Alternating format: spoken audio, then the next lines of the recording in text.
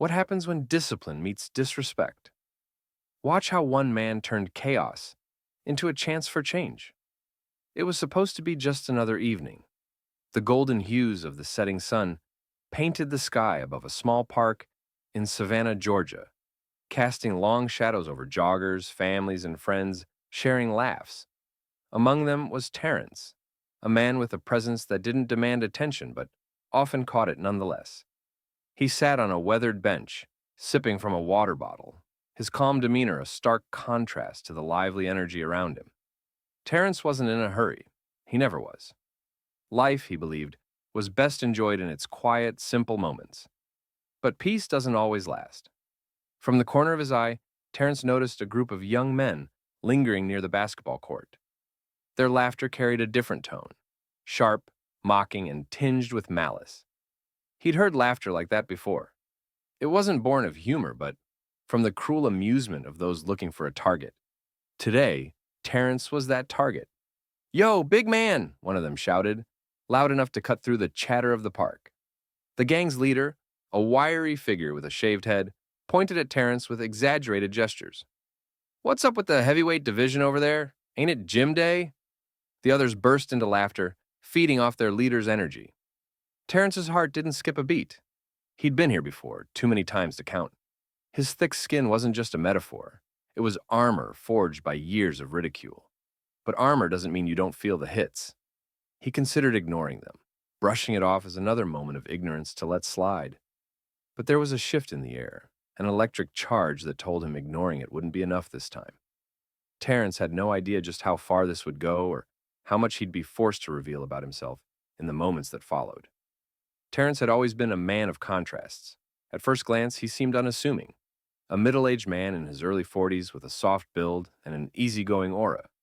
Yet there was a quiet strength about him, one that spoke to a history far richer and more complex than most would guess. Terrence had once been a martial artist, competing at the regional level in his 20s. His specialty was Brazilian Jiu-Jitsu, a discipline that required not just brute strength, but immense mental clarity and patience. But life hadn't been kind in recent years. After losing his wife in a car accident, Terrence fell into a spiral of grief, using food as a way to cope. He left competitive fighting and, over time, grew distant from the life he once knew. The sleek, lean competitor he had been gave way to someone heavier, quieter, and more introspective. Yet, beneath it all, his discipline never truly left him. To outsiders, Terrence's slow walks in the park or his occasional laughter at the local cafe painted the picture of a man at ease. What they didn't see were the early mornings he spent alone in his garage, a mat rolled out, practicing drills he'd learned decades ago.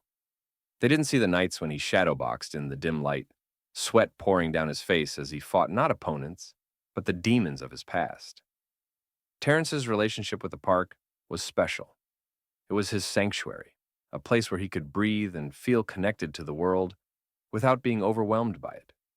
He'd watch the children run, listen to the rhythm of sneakers hitting the pavement, and let himself remember what peace felt like. But not everyone shared his sense of calm. Savannah was known for its charm, but it wasn't immune to its own share of trouble. Lately, the local news had been buzzing with stories about a group of young men causing chaos around the area.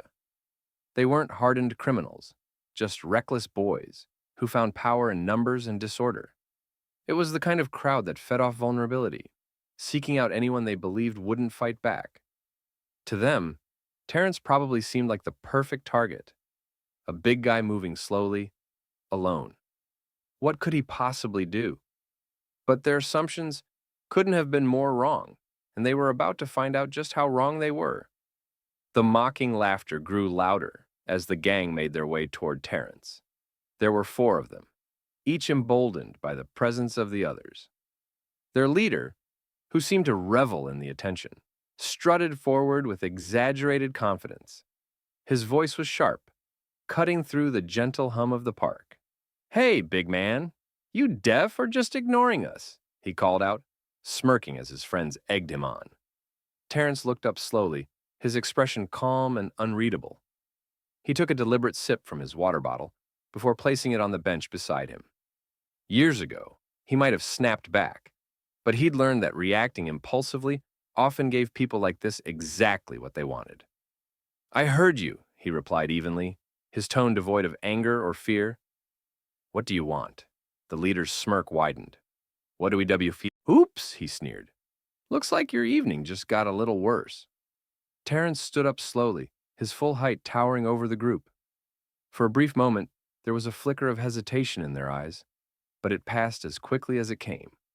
They weren't afraid of size. They were counting on the fact that Terrence wouldn't fight back. But this wasn't about fear or intimidation.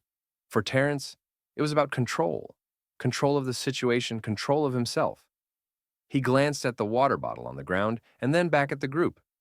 This is your last chance, he said, his voice firm but calm. Walk away. The leader laughed, a forced sound that betrayed his unease. Or what? You gonna sit on us? That was it. The moment everything shifted. One of the boys lunged forward, reaching for Terrence's arm. The move was sloppy, uncoordinated, a mistake. Terrence's instincts caught it instantly. He sidestepped, grabbed the boy's wrist, and twisted just enough to send him sprawling to the ground. The gang's laughter stopped cold. But this wasn't the end. It was just the beginning of something they would never forget. The silence that followed was deafening. The boy on the ground clutched his wrist, groaning in pain but not seriously hurt. Terrence hadn't applied enough pressure to injure him, just enough to send a message. The others stood frozen for a moment, unsure of what to do. Then, as if on cue, they rushed at him together, hoping their numbers would overpower him. Terrence's body moved before his mind could register the chaos.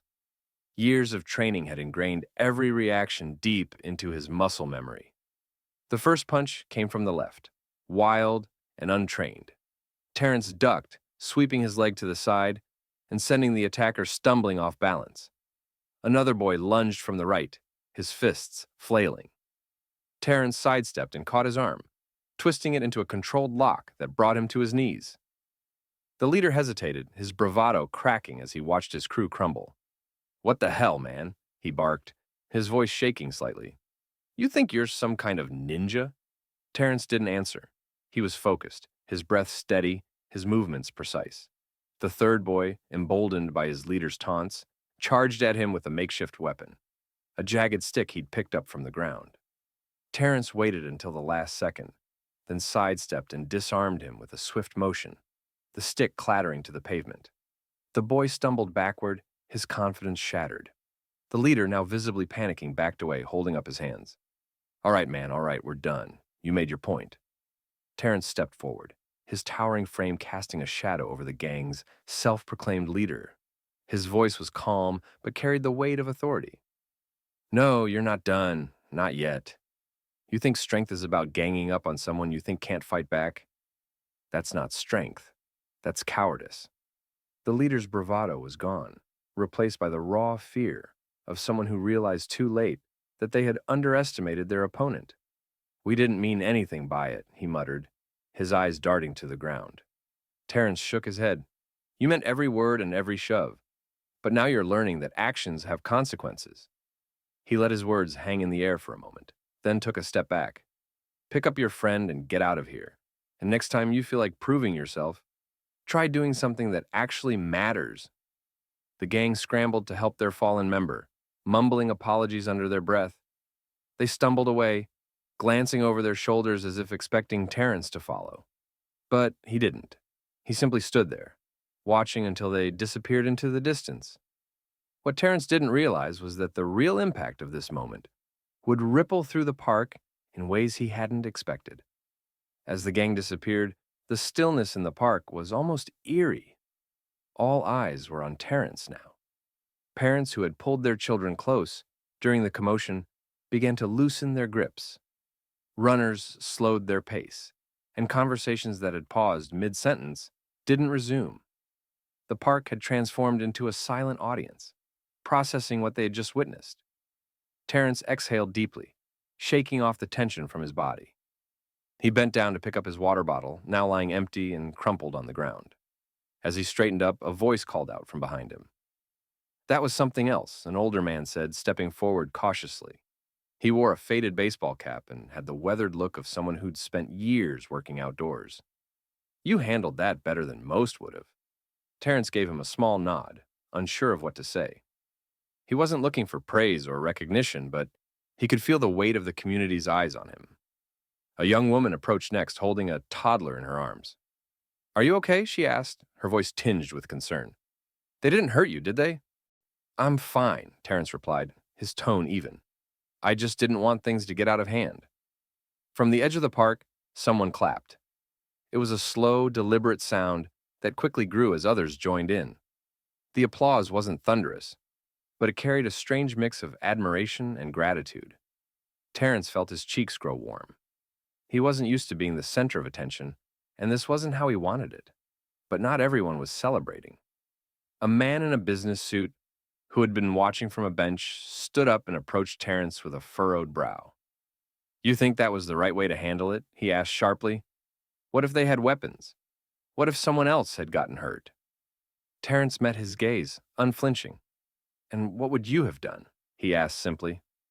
The man opened his mouth to respond, but then hesitated. He didn't have an answer. A murmur spread through the crowd, a mix of agreement and lingering doubts. People began to voice their thoughts, some praising Terrence for standing up to the bullies, others questioning whether the confrontation could have been avoided altogether. The park, once a quiet haven, had become a forum for a much larger conversation. Terrence raised a hand, silencing the chatter. "Look," he said, his voice steady but firm. "I didn't want this to happen, but I wasn't going to let them walk all over me either. We talk about wanting a better community, but that doesn't happen by ignoring the problem. Sometimes standing your ground is the only way to teach a lesson." The crowd fell silent again, his words sinking in. A few nodded in agreement, while others exchanged uneasy glances, grappling with their own feelings about what had unfolded. But this wasn't just about the fight. It was about what came next. And Terrence knew he had to be the one to start that conversation. As the park slowly returned to its usual rhythm, Terrence found himself surrounded by a small group of people, eager to speak with him. Some wanted to thank him for taking a stand, while others asked questions about how he had stayed so calm in the face of aggression.